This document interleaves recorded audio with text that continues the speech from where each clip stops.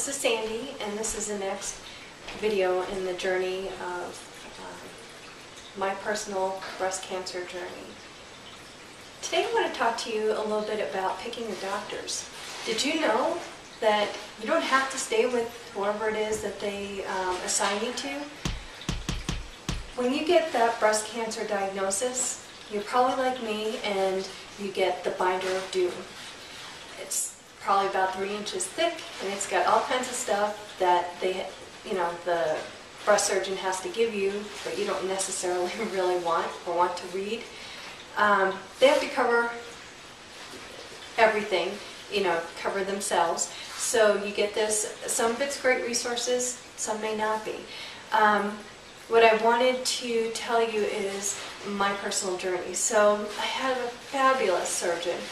Unfortunately, she was on the tail end of a pregnancy when I got this diagnosis, and we really couldn't wait till she came back, and we couldn't rush it enough for her to do the surgery before she gave labor. So she's got beautiful babies, and so now I'm in with a different surgeon. I haven't gone to that appointment yet, but I met her and she seemed very compassionate too, so that part was good. Then plastic surgeon, if it's not a lumpectomy and you're going for a mastectomy, that's really important. If you choose to get reconstructive surgery, I had a friend who did both breasts and got a double mastectomy, and she gave me a piece of advice. One is, the 2 important hiring decisions you'll make in this breast cancer journey is your oncologist and your plastic surgeon. And I thought about that for a minute, and I realized she's right. So the first one I went to, it was just a nice man. Just what he was showing me, I wasn't comfortable with. And I got that sinking feeling like, oh my God, I thought I was getting an upgrade.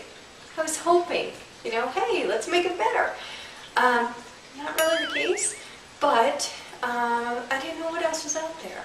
So I went ahead and talked to my nurse navigator, which they usually give you after your diagnosis, so she helps you make appointments and stuff, and I said, I'm not comfortable with that one. I need to have other options. So we went ahead and chose 2 other plastic surgeons for me to see.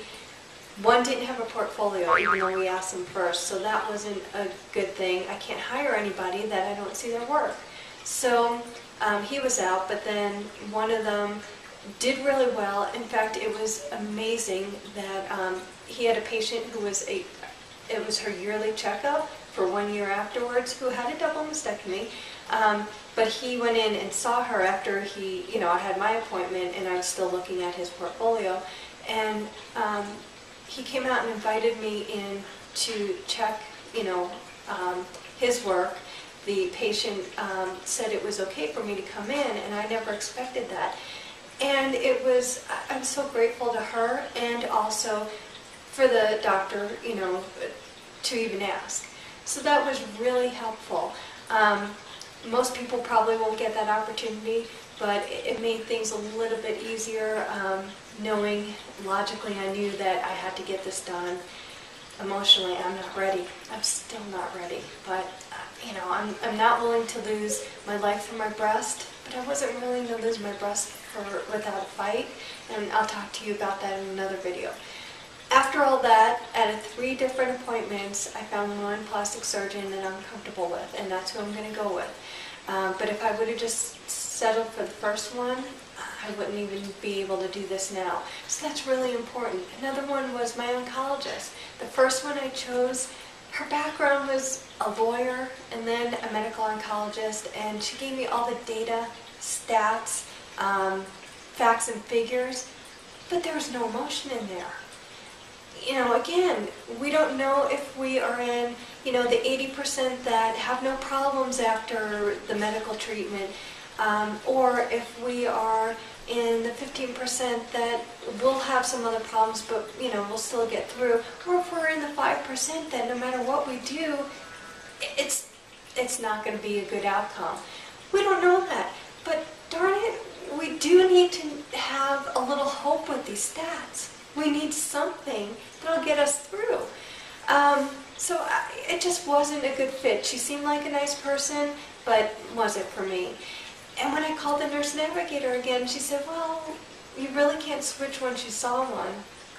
I'm telling you, you are the patient. Make sure you say, it's not a good fit, we gotta find somebody else.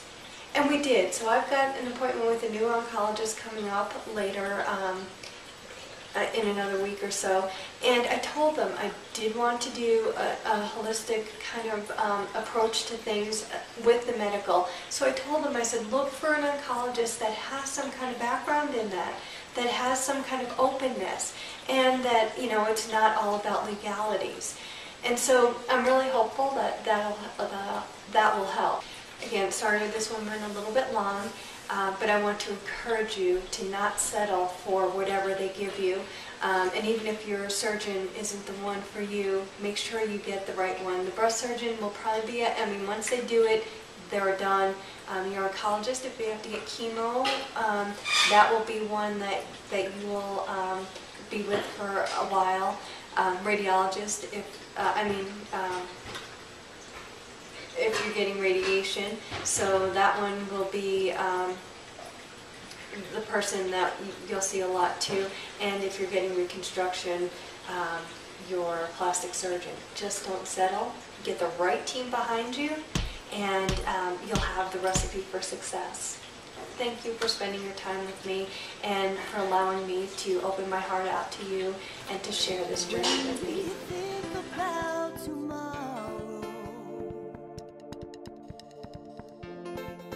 And not live just for today. Will you heal someone's side?